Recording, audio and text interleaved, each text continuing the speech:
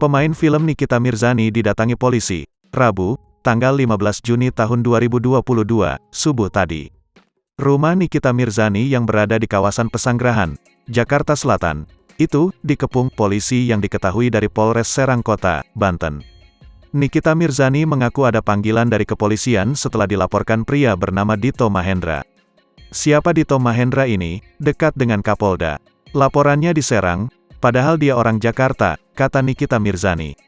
Menurut Nikita Mirzani, laporan itu terkait dugaan tindak penistaan dan fitnah.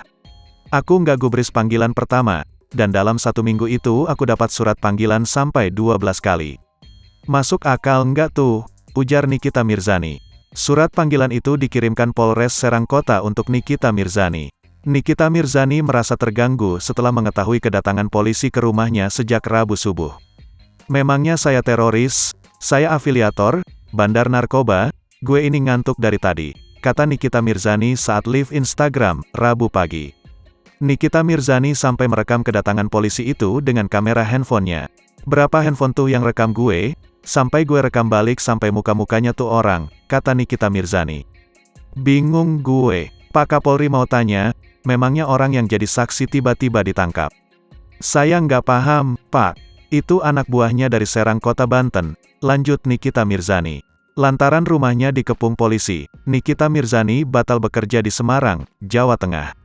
Mana ada polisi yang datang ramai-ramai pukul 3 pagi.